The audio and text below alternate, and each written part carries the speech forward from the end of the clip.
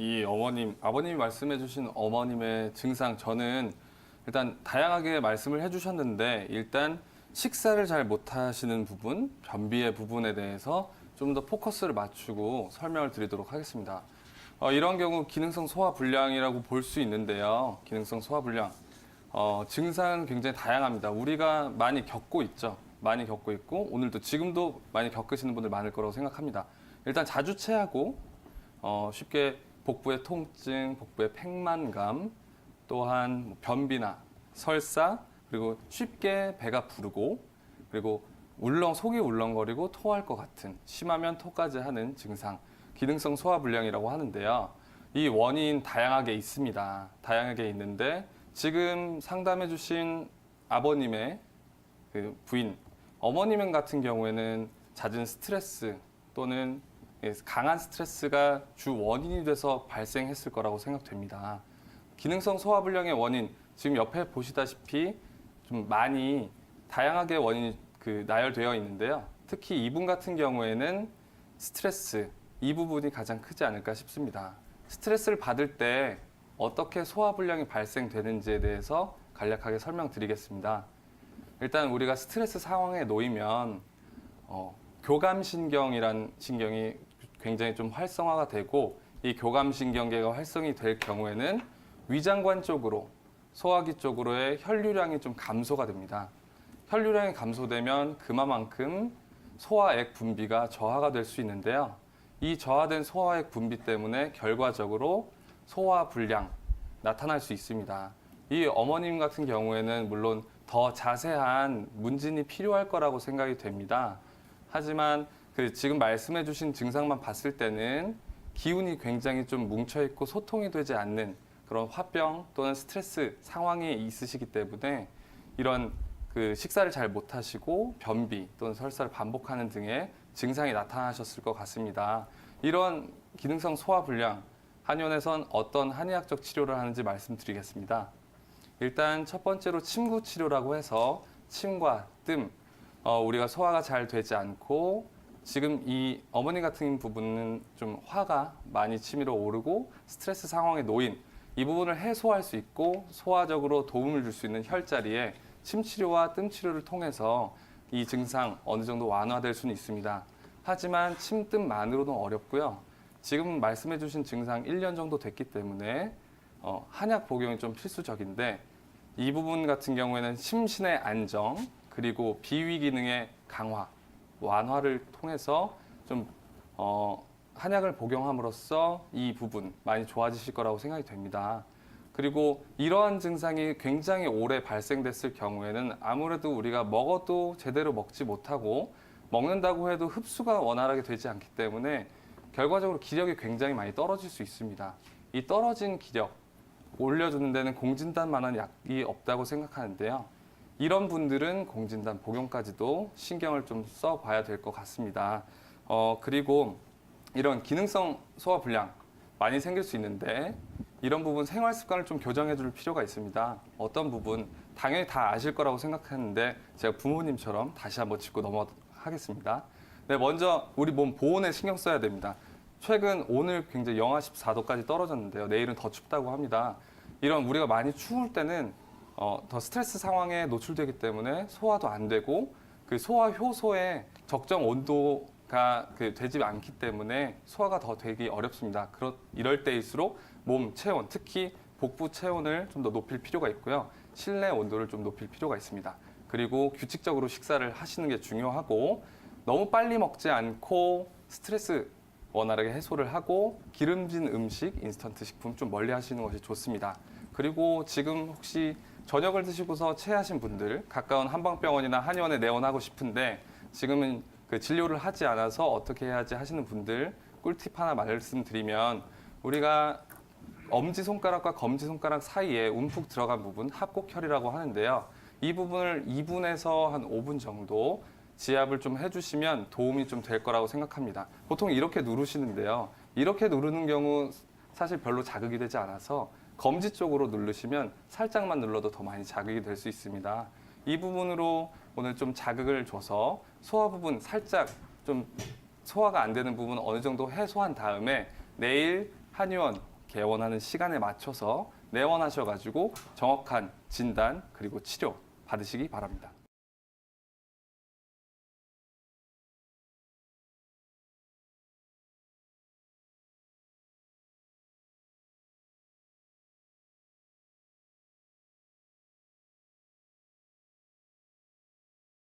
네, 선천적으로 소화기 계통이 타고날 때부터 안 좋으신 분들이 있고 후천적인 식습관이나 생활 습관으로 인해서 소화기 계통이 약해지신 분들이 있습니다. 선천적으로 소화기 계통을 약해지신 분들을 사상의학에서는 소음인에 속한다고 하는데요. 보통 체형이 일반적으로 비교적 말라 있고 몸이 냉하여 땀을 많이 흘리지 않으며 땀을 많이 발생됐을 경우에는 쉽게 지치는 체질입니다. 소음인의 성격은 강단이 있으면서도 소심한 편이라 스트레스를 많이 받습니다. 이런 분들은 닭고기, 찹쌀, 사과, 오렌지, 토마토 등을 복용해 주시면 소화력이 많이 좋아지십니다. 후천적으로 식습관이나 생활 습관으로 인해서 소화기 계통이 약해지신 분들은 과로와 누적된 피로로 인해 교감신경이 항진되어 위와 소장의 연동운동이 느려졌을 때 발생합니다. 이런 분들은 식습관과 생활습관의 교정이 필수적인데요. 첫 번째는 일정한 시간에 아침, 점심, 저녁을 복용해 주시는 것입니다. 불규칙한 시간에 음식을 복용해 주시면 위는 위산을 언제 분비해야 되는지 헷갈리기 때문에 수시로 분비하거나 음식이 들어왔는데도 위산을 분비하지 않게 됩니다. 이런 경우 역류성 식도염, 위궤양 등이 유발이 되기 때문에 일정한 시간에 음식을 복용해 주시는 것은 매우 중요합니다. 두 번째로는 음식을 복용하는 중간에는 그 음식에만 집중하고 즐겁게 식사하는 것입니다. 일 생각하면서 먹지 않는 것. 그렇게 입 안에 있는 음식에만 집중하는 것을 심리요법에서도 Now and Here 기법이라고 하는데요. 초보자들도 쉽게 마인드풀니스 상태를 유도할 수 있기 때문에 입 안에 음식을 넣고 그 음식에만 집중하도록 하는 기법입니다. 세 번째는 식후 30분간 천천히 거닐기입니다. 이때 느린 음악을 들어주시면 좋으신데요. 빠른 음악을 듣거나 혹은 산책을 하면서 옆사람보다 빨리 가야지 등의 경쟁적 마인드는 교감신경을 항진시킵니다. 신경이 예민하신 분들은 의식하지 않으면 무의식적으로 빨리 걷고 무의식적으로 많은 잡념들이 올라오게 됩니다. 그러므로 의식하면서 천천히 호흡하시고 햇빛 받으며 산책할 것을 추천드립니다. 저도 마지막으로 스트레스에 좋은 혈자리 하나 알려드리겠습니다. 스트레스를 많이 받아서 자주 체하시는 분들은 4번째, 5번째 손가락 아래에 있는 소부라는 혈자리가 있습니다. 이 혈자리를 화혈이라고 해서 천부혈이라고도 하는데요. 먹기 싫은 사람과 음식을 먹거나 아니면 오늘 일이 많아서 갑자기 체하신 분들 같은 경우에는 이 부분을 1분에서 2분 정도 꾹 눌러주시면 효과가 좋습니다. 안녕.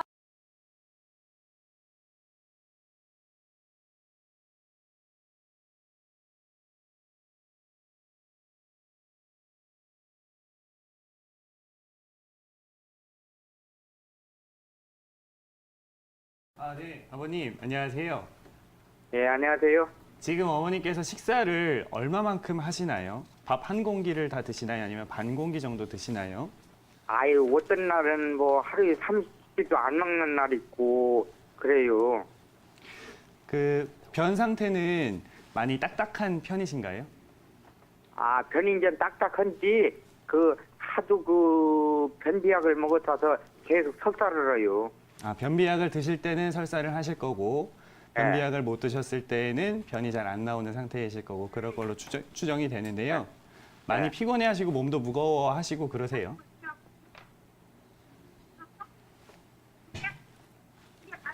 그러시죠?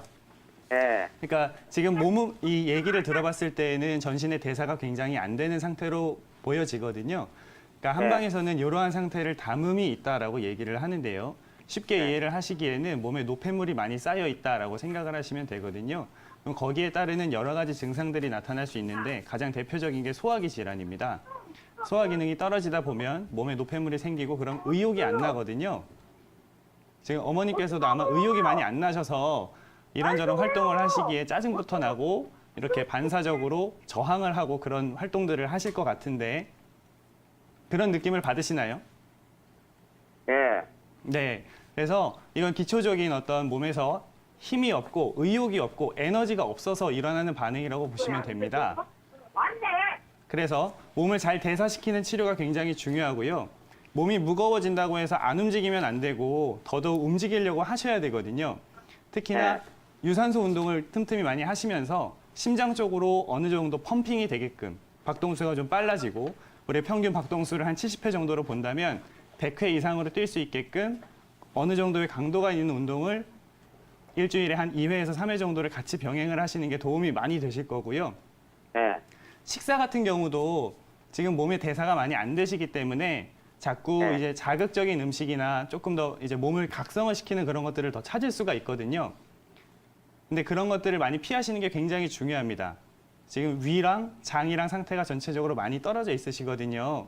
예. 그래서 그쪽으로 관련된 치료를 꼭 받으시고 위와 장 기능이 좋아지고 몸에 의욕과 활력이 생기면은 그런 에너지들도 생기고 부정적인 에너지도 많이 이 컨트롤을 할 수가 있거든요. 그래서 관련된 치료를 꼭 한의원에서 받으시기를 권장을 드리겠습니다.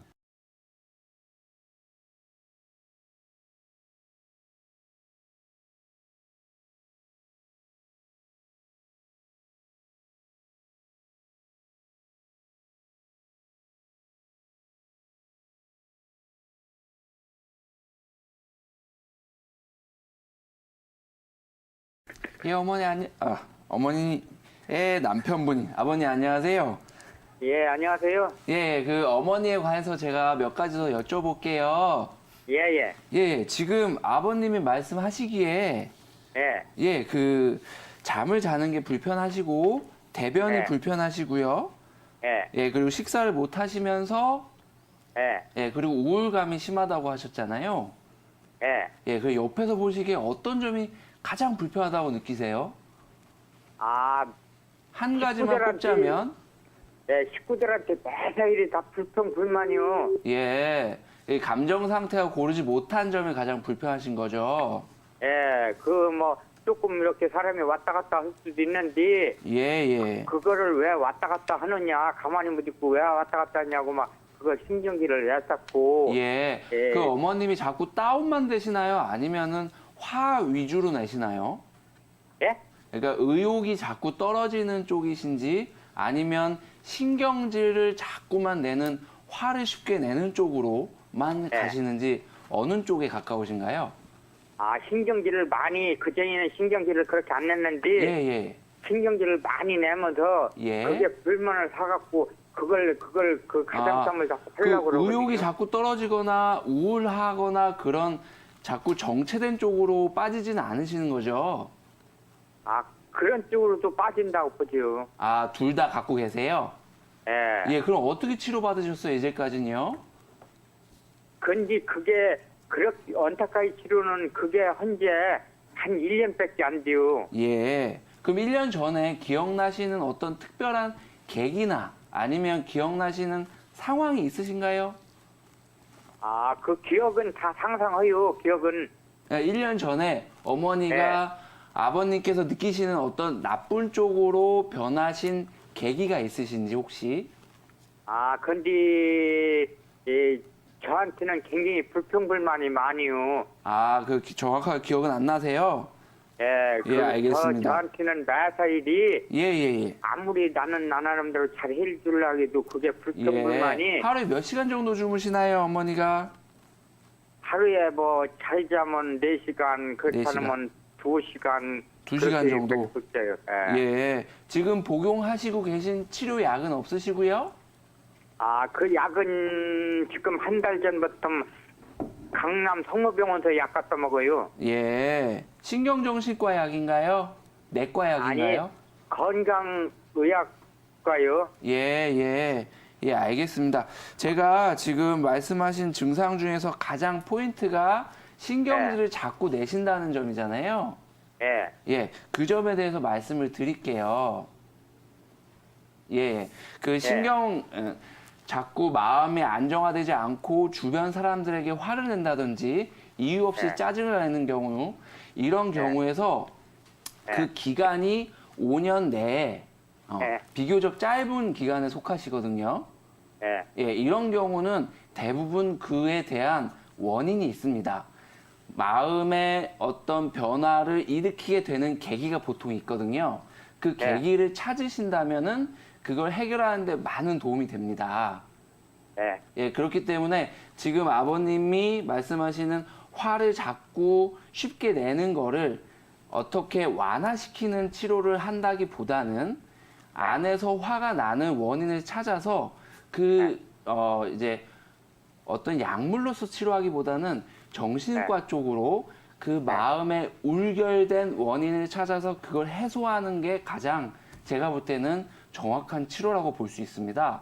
그렇기 때문에 특별한 약이 중요한 게 아니라 한의원이나 아니면 가까운 정신과에 내원하셔서 그 원인을 한번 찾아보시는 게 어떨까 싶어요.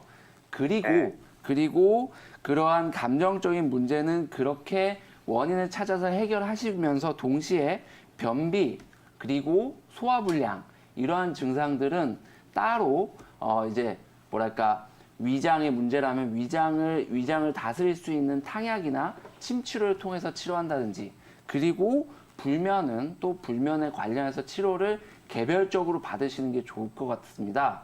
그렇기 때문에 정신과 치료도 받으시고요. 동시에 한의원 오셔서 소화 쪽 치료도 같이 받으시는 거를 권해드립니다.